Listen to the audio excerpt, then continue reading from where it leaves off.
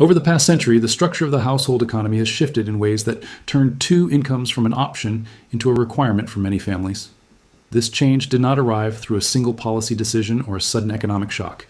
It unfolded gradually as living costs climbed, labor markets evolved, housing became more expensive, education and healthcare costs expanded, and expectations around stability and security increased across both advanced and emerging economies.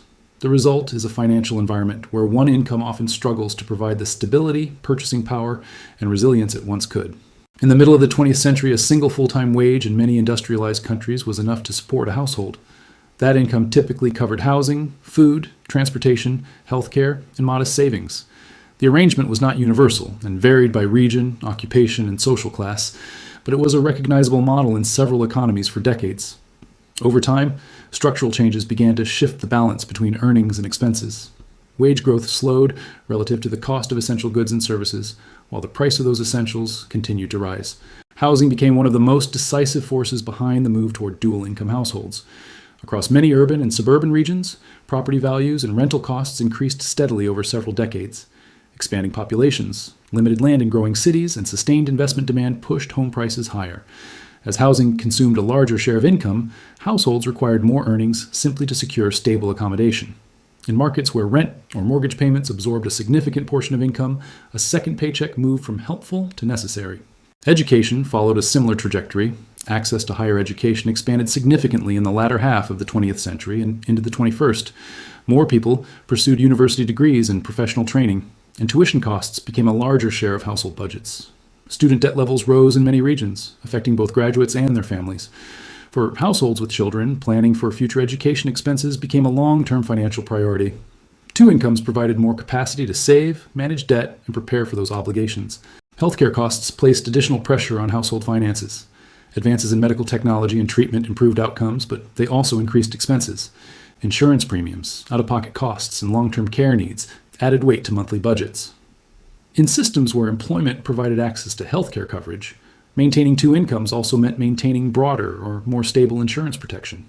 For many families, the second income became both a financial buffer and a safeguard against medical uncertainty. Childcare introduced another layer to the financial equation. As more households relied on dual earners, demand for formal childcare services increased. In some regions, childcare costs rose to the point where they consumed a large share of one parent's income. Even so, many families found that two incomes were still required to meet broader obligations tied to housing, education, and healthcare. Maintaining two earners often reflected a calculation between immediate expenses and long-term financial stability, including retirement savings and debt management. Changes in labor markets reinforced this shift. Real wage growth for many middle-income workers did not keep pace with productivity gains or the rising cost of essential goods. Economies moved away from manufacturing towards service and knowledge-based sectors, altering employment patterns and stability. Income volatility increased for some workers, and job security declined in certain industries. In that environment, relying on a single income carried more risk. A second income offered diversification and greater resilience in the face of layoffs, reduced hours, or economic downturns. Tax structures and benefit systems also played a role. In some jurisdictions, policy changes affected single-earner households differently than dual-earner households. While approaches varied widely, the combined impact of taxes, social contributions, and benefit thresholds sometimes made dual incomes more practical for maintaining a desired standard of living. Retirement systems tied to employment earnings further encouraged both partners in a household to work in order to accumulate sufficient contributions for future benefits. At the same time, expectations around what defines a stable middle-class lifestyle evolved. Access to transportation, communication, and digital technology expanded. Many items that were once considered optional became integrated into everyday life and, in some cases, into work and education. Maintaining reliable connectivity, mobility, and access to digital tools required ongoing spending. These costs varied by region and preference, but formed part of the broader financial environment households had to navigate. Inflation patterns reinforced the pressure. While overall inflation fluctuated across decades, certain essential categories, housing, healthcare, and education, often rose faster than general price levels. When wages did not increase at the same rate as these key expenses, purchasing power declined in areas that mattered most. Households adjusted by increasing workforce participation.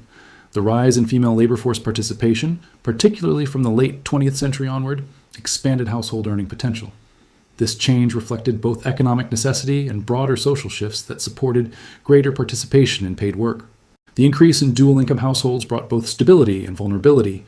Two incomes allowed families to maintain higher living standards and manage larger expenses. At the same time, when both incomes became essential to meet fixed costs, households had less flexibility. The loss of one income could have immediate consequences. This dynamic placed greater importance on savings, insurance, and access to financial support during periods of disruption. Regional differences remained clear. In some countries, strong social support systems, subsidized childcare, and accessible health care have reduced pressure on single-earner households. In others, limited public support and higher private costs have accelerated the shift toward dual-income arrangements. Urbanization intensified these trends. Cities with concentrated employment opportunities often carry higher living costs, making dual incomes more common in metropolitan areas than in rural ones. Technological change reshaped the nature of work and the distribution of income. Automation and digitalization reduced demand in some sectors while creating new roles in others. Many of these new roles required higher levels of education and specialized training. Households responded by investing more in skills development, which required financial resources. Two incomes made it easier to fund education, retraining, and career transitions. The relationship between wages and productivity remains central to understanding the shift. In several advanced economies, productivity gains over recent decades did not translate into proportional wage increases for all workers. Some sectors saw strong income growth, while others experienced slower progress. This divergence contributed to income inequality and increased pressure on households trying to maintain stable living standards. Dual incomes became a way to close the gap between earnings and expenses.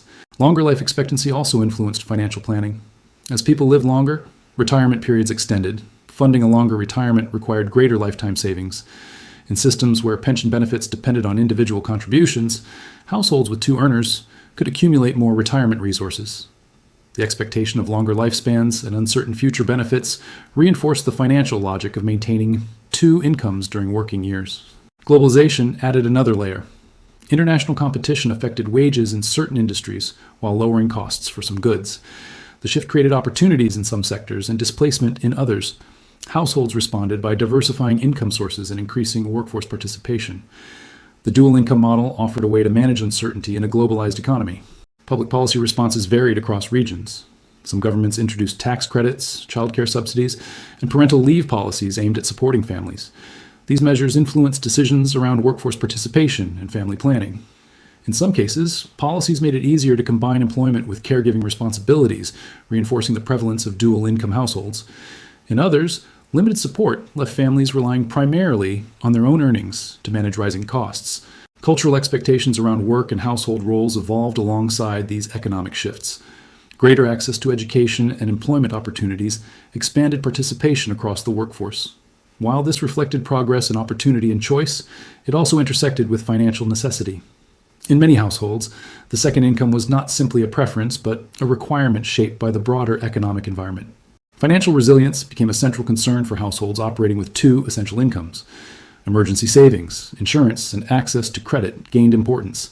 Yet when both incomes were required to meet fixed obligations, building financial buffers became more difficult. Economic downturns, health crises, or job losses expose the vulnerability of households with limited margins. The transition toward dual income necessity reflects a broader change in how households interact with modern economies. It highlights the relationship between wages, costs, public policy, and expectations. While two incomes increase earning potential, they also reshape how families allocate time, manage responsibilities, and plan for risk. Decisions about employment, childcare, housing, and education are closely connected and often driven by long-term financial considerations. Remote work and flexible employment arrangements introduced new dynamics in recent years. In some cases, these changes reduced commuting costs or allowed for more flexible schedules. However, they have not fundamentally changed the underlying cost structure that drives the need for two incomes. Housing, education, healthcare, and retirement expenses continue to define the financial landscape. The rise of dual income necessity is the cumulative result of multiple long-term trends. Rising costs in essential sectors, slower wage growth for some workers, and evolving labor markets gradually shifted the baseline for financial stability. Households adapted by increasing workforce participation and adjusting long-term financial strategies. What once functioned as a single-income model in many regions has evolved into one where two incomes are often required to maintain the same level of security. This transformation carries implications for policy, employment, and household planning. Governments assess how taxes and public services affect financial stability. Employers evaluate wages, benefits, and flexibility. Households make decisions based on the interaction of these forces. The result is an economic environment where dual incomes are frequently necessary to support a standard of living that earlier generations sustained with one. Understanding how two incomes became a financial necessity requires attention to both historical context and present conditions. The change reflects decades of gradual adjustments in costs, wages, and expectations. Individual experiences differ widely, but the broader pattern is clear. Dual-income households have become a defining feature of modern economies, shaped by the ongoing balance between earnings and the cost of maintaining stability. The normalization of dual-income households has not only altered how families earn, but also how they organize time, manage risk, and define financial security. As two incomes became necessary to meet baseline expenses, the margin for error within household budgets narrowed. Fixed costs such as housing, insurance, education, and transportation began to consume larger portions of total earnings. With both incomes committed to maintaining stability, the capacity to absorb financial shocks depended increasingly on savings, credit access, and employment continuity. Debt levels played a central role in shaping this environment. Mortgages, student loans, auto financing, and consumer credit expanded across many economies. Borrowing allowed households to access housing, education, and transportation earlier in life, but it also created long-term repayment obligations. When debt payments became embedded in monthly budgets, households often relied on two incomes to maintain consistent repayment schedules. A single income interruption could disrupt that balance, reinforcing the need for steady dual earnings. The structure of housing finance illustrates this dynamic clearly. Mortgage approval processes in many regions evaluate combined household income when determining borrowing capacity. As property values rose, the threshold for entry into homeownership increased. Dual incomes allowed households to qualify for larger loans and compete in more expensive markets. Over time, this reinforced a cycle in which home prices adjusted to what two earners could afford rather than what a single income could sustain. In this way, the housing market and household labor participation became closely linked. Urban concentration further intensified these patterns. Cities offered greater employment opportunities, higher wages in certain sectors, and access to specialized services. At the same time, they carried higher living costs. Households seeking access to urban labor markets often faced elevated housing and transportation expenses. Two incomes became a way to balance these costs while maintaining proximity to employment centers. The concentration of opportunity and expense within metropolitan areas strengthened the prevalence of dual-income households in urban settings. Transportation costs formed another layer of the financial structure. As employment opportunities spread across wider geographic areas, commuting became a regular expense. Households often required multiple vehicles or access to reliable public transportation. Insurance, fuel, maintenance, and transit costs added to the fixed expenditures that shaped monthly budgets. When both adults in a household worked, transportation expenses increased, but so did total income. The balance between these factors influenced decisions about where to live and how to allocate earnings. The labor market itself became more interconnected with household financial planning. In sectors characterized by contract work, temporary employment, or variable hours, income stability could fluctuate. Dual incomes provided a measure of protection against this volatility. If one earner experienced reduced hours or job loss, the second income could sustain core expenses while adjustments were made. This diversification of income sources functioned as a form of risk management within the household economy. Savings behavior evolved in response to these conditions. Households with two incomes often aimed to build emergency funds capable of covering several months of expenses. However, when both incomes were required to meet fixed obligations, setting aside savings became more difficult. The same cost pressures that made dual incomes necessary also limited the capacity to accumulate financial reserves. As a result, many households balanced the need for immediate expenditure against long-term security. Retirement planning reflected similar pressures. Pension systems in many countries shifted toward models that emphasized individual contributions. The total amount accumulated for retirement depended on earnings across working years. Two earners in a household could contribute more consistently and build larger retirement funds. This reinforced the financial rationale for maintaining dual incomes even beyond the period when children were dependent or major debts were being repaid. Insurance coverage became another component of the modern household financial structure. Health insurance, disability coverage, life insurance, and property insurance all form part of the effort to manage risk. In systems where employment provided access to insurance benefits, maintaining two working adults increased the likelihood of continuous coverage. If one job was lost, the second could preserve access to health care or other protections. This redundancy added stability but also reinforced the importance of maintaining dual employment. The cost of raising children remained a central consideration. Beyond childcare and education, expenses included healthcare, housing space, transportation, and extracurricular activities. These costs varied by region and household preference, but often increased in tandem with broader living costs. Two incomes allowed families to manage these expenses while continuing to save for future needs. At the same time, balancing work and caregiving responsibilities required coordination and, in some cases, additional expenditure on services that supported household functioning.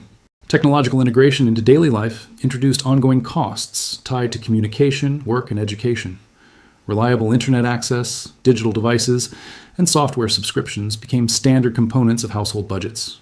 For many workers, digital connectivity was necessary for employment. For students, it was required for participation in education. These expenses, while sometimes modest individually, accumulated across the household.